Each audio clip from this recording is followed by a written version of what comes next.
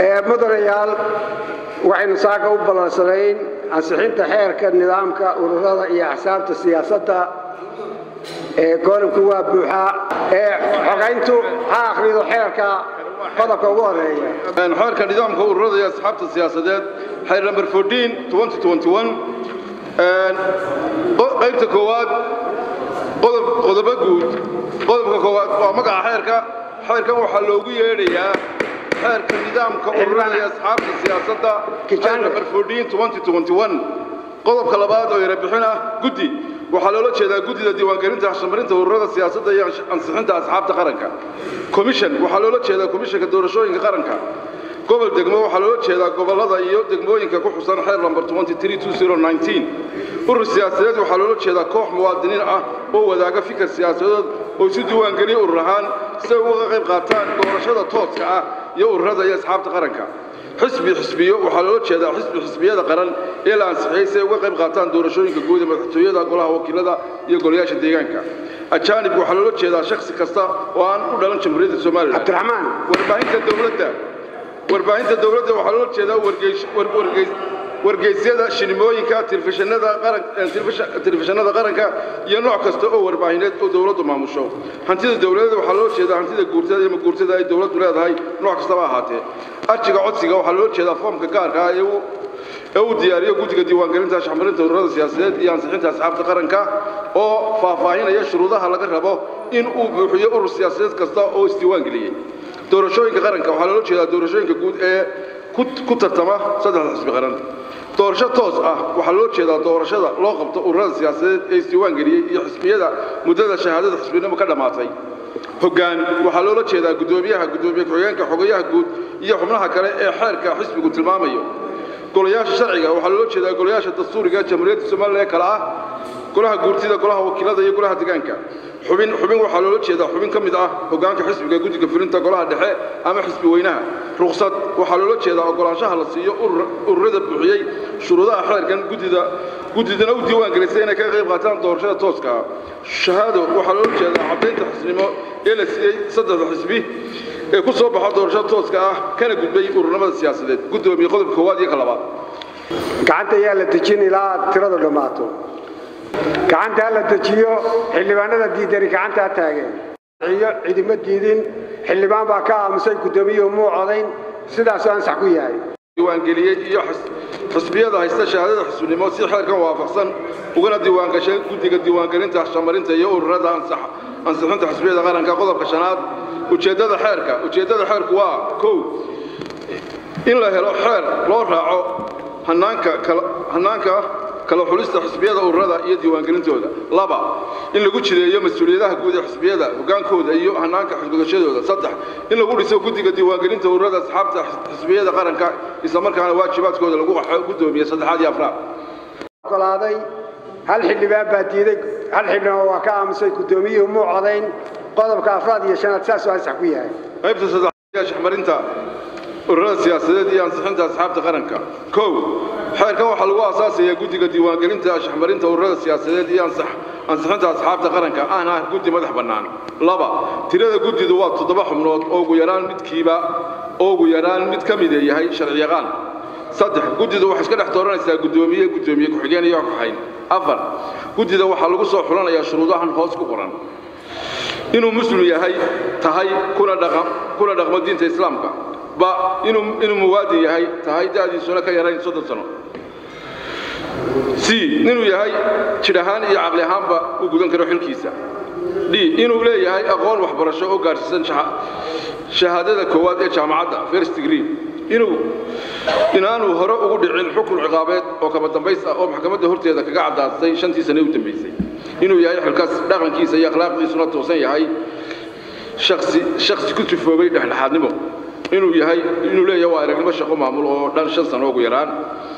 inuu ku sugan yahay dalka jamhuuriyadda Soomaaliya 2 sano u dambeeyay halka sharci yaqaan waxa uu dheer shuruudahaas inuu leeyahay shuruudaha lagu soo doorto garsoorayaasha maxkamadda sare 5 xarunta dhexe guddidu waxay ahaanaysaa Hargeysa waxayna ku yeelanayaan wakiilo gobolada iyo degmooyinka dalka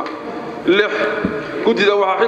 xil haynaysa muddo 5 sano oo ka bilaabanta maalinta maxkamadda sare xilka u dhaariso 7 madaxweynaha jamhuuriyadda Soomaaliland ayaa magacaabay guddiga diiwaangelinta iyo shaqarinta siyaasadeed iyo ansixinta asxaabta qaranka 8 golaha wakiilada ayaa kala badhiya hal tirada guud ee ku ogolaanayo absolute majority gudida diiwaangelinta ansixinta siyaasadeed 9 gudida waxay yeelanaysaa gunno la mid ah gunnada komishanka doorashooyinka qaranka la siiyo 10 gudoomiyaha xukuumadda sare ayaa ku dhaaranaya gudida dhaartan kadib maalinta golaha wakiilada waxay ugu wallaahi ah ugu bilaahi ah inaan dhaartuna wacanka gudoomiye qodobka 6 qodobka 6 koob iyo 40 xildhibaan baa ogolaaday hal xildhibaan waa diiday hal xildhibaan waa ka aamusay gudoomiyuhu muu codeyn qodobkaas sidaas oo ansax ku yahay qaybta afraad habraaca diiwaangelinta guddidu waxay ku baahinaysaa warbaahinta dalka muddada qabashada codsiyada diiwaangelinta ururada siyaasadeed iyo muddada dhammaadka qabashada codsiyada diiwaangelinta muddada qabashada codsiyada diiwaangelinta waa 2 bilood gudahood 60 maalmood oo ka bilaabmaysa maalinta la bilaabayo baahinta qabashada codsiyada 2 ururada siyaasadeed ee cusub waxay isku diiwaangelinayaan xarunta guud ee guddida diiwaangelinta iyo shaqarinta ururada siyaasadeed iyo ansixinta asxaabta qaranka ee Hargeysa 3 urur kasta oo doonaya in loo diiwaangeliyo urur siyaasadeed waa inuu ku soo qoraa arji foomka loogu talagalay kuna soo hagaajiya guddida kuna soo lifaaqa cadeymahan iyo qoraaladan soo socda goorta iyo goobta ururku ku qabtay shirkii asaaska ee ugu horeeyay 2 liiska magacyada asaasayaasha ururka iyo habkii loo doortay 3 liiska magacyada hoggaanka guddiga fulinta iyo golaha dhexe oo gudoomiyaha ama ku-xigeenku soo saxeexay 4 qaab dhismeedka ururka oo ay ku caddahay magacyada ururka oo dhan iyo habka uu u qormaayo marka la soo gaabiyo iyo astaanta ururka caddaynta bixinta cashuuraha diiwaangelinta oo dhan 300 oo milyan xisbiyada qaranka ee haysta shahaadada xisbinimo lagama qaadayo cashuurta diiwaangelinta muddada shahaadada xisbinimo muddada shahaadada xisbinimo ee xisbiyada qaran waa 10 sano oo ka bilaabanta taariikhda shahaadada xisbinimo la siiyay 2 shahaadada xisbiga ururku wuxuu ku heli karaa ka qaybgalka doorasho toos ah oo loo qabtay ururada iyo asxaabta isla markaana uu si rasmi ah uga mid noqday 3 xisbi si xeerka waafaqsan 3 xisbiyada ay ka dhacdo muddada shahaadada xisbinimo ee la siiyay ma geli karaan doorashada madaxtooyada wakiilada iyo deegaanka waxayna ahaanayaan xisbiyo ku meel gaar ah ilaa inta laga qabanayo doorasho toos ah oo ay ku soo baxayaan xisbi qaran 4 ururada cusub iyo xisbiyada ka qaybgalaya doorashada tooska wayna diiwaangelintooda la qabtaa 6 bilood ka hor dhammaadka muddada shahaadada xisbinimo 7 gudoomiye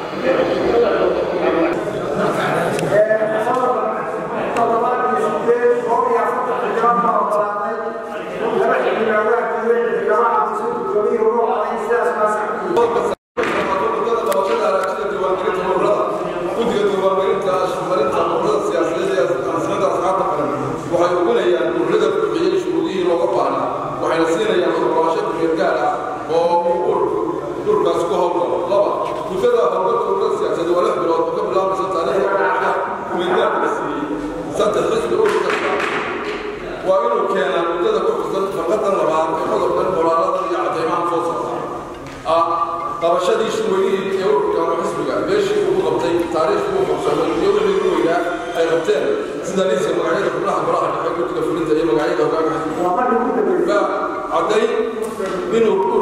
caddayn in ururkaas leeyahay laabo howlgala ugana diiwaangashan yihiin ugu yaraan 1 qof xubnood gobol kasta kuwaas oo haysta warqadda aqoonsiga muwaadiniinta ee sharciga 4 ururka la siiyo ogolaashaha ku-meelgaarka oo ku howlgalo شاب حزب ururka siyaasadeed وين xadkiisa ku cadahay ku dhaqanka dimuqraadiyadda talawada ay ururka waa inuu gudida u keenaa 3 urur oo daawacan waa xeelkiisa iyo cibaadadiisa gobolada iyo degmooyinka dalka 7 xisbi urur kasta وين xeelkiisu waa fursan yahay dastuurka iyo xeerarka tashriica Soomaaliya 8 xisbi urur kasta waa inuu xubin ka noqon karo qof kasta oo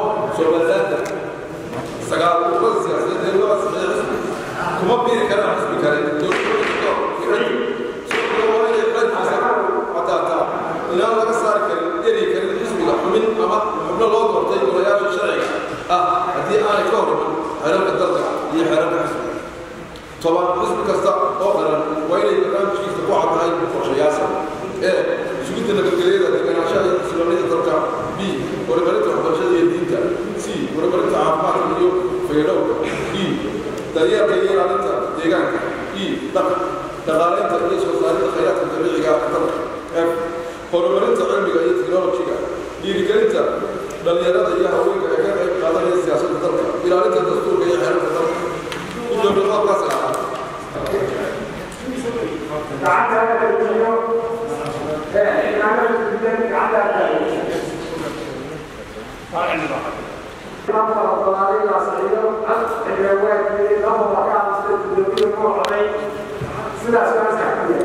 qodobka tooska ah ka hela boqolkiiba 20 codadka gobol kasta ayaa loo aqoonsanaya xisbi qaran lana siinaya shahaadada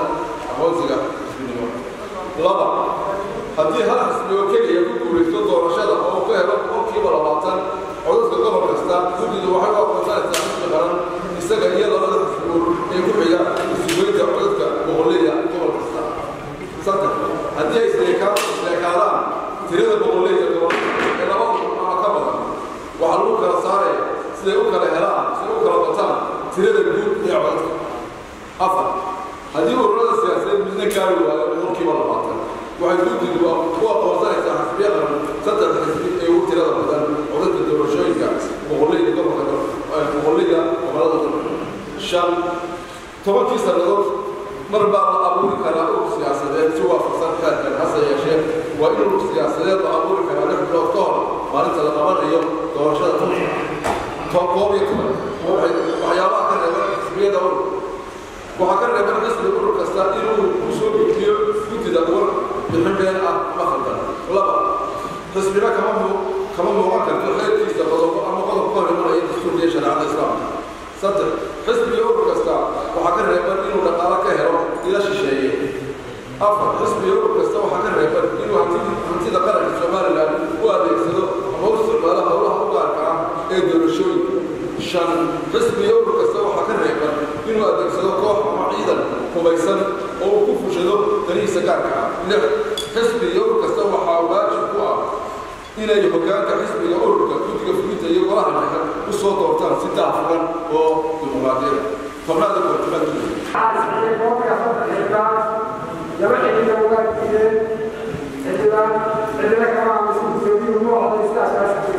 qodobka labiyo tobnaad ururka xisbiyada qaranka urur siyaasadeed ku doorto saddex xubnaha ururka ama xisbigu waxay leeyihiin xuquuq isku mid ah xaqa doorashada iyo codayntaba marka lagu guda jiro xilliga doorashada xisbiga ururka gudihiisa afar xubin kasta oo doonaysa inay ka baxdo xil xisbi ama ururba waa inay xubinta xisbiga ama ururka usoo gudbisa arjiga waana xisbiga iyo ururka waa 14 maalmood gudahood silsilaada xubinta shan afar xubinta kama wada tirsanaan karto laba xisbi urur ama xisbi iyo urur isla waqti keliya gudoomiye 10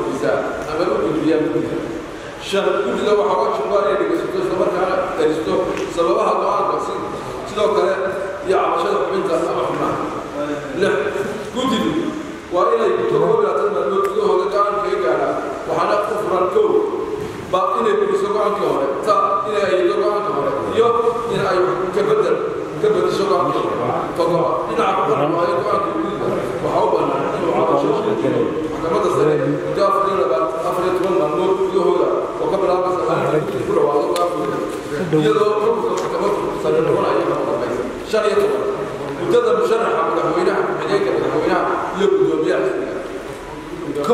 وفنا يسكن شرحي كرو شرح مدحوية يبدو حجين مدحوية لما شريطه بدل الله وفنا ما طبعا كانوا هيك الجمهورية حسبها لما شريطه بدل بدو بيها أفضل من شريطه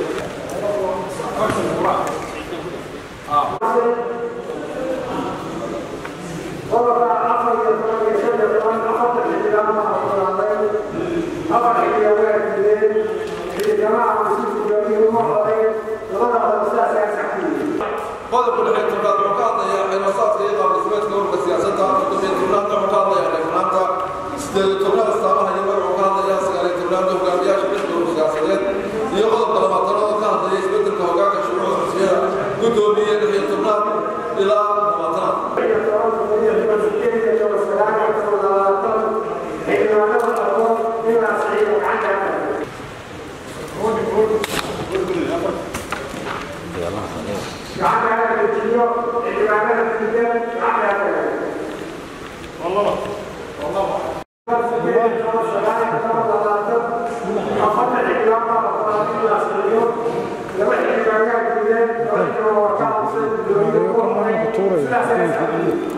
أقول يخبط الحد يلو الأصل بين كمان يخبط الحد وأربعين تي عمتنا حسب يقبل السياسات قدر قبيلات القاضي يا أربعين تي حسب يقبل حولك قدر قبيلات القاضي يا عمتنا حسب يقبل فقلت لهم يقبل ترى يلا بقى ترى وأنا كمان يلا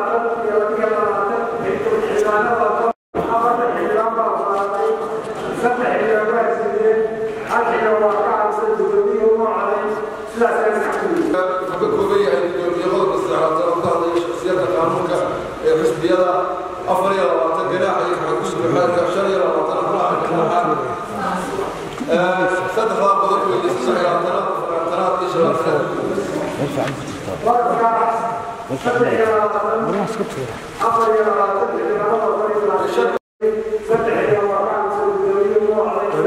في كل كتابة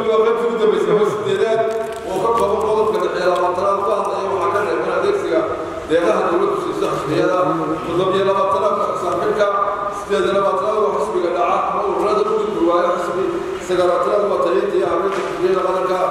soddonada waa la isku isbirada waa la bedel ku joojiyo wax weyn ilaa 20 ilaa 15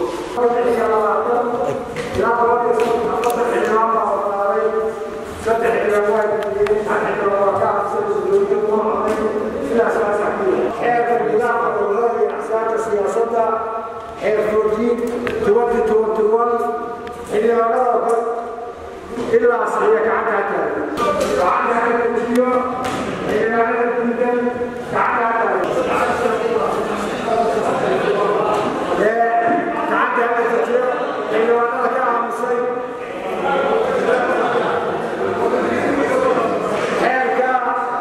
هيك النظام كذا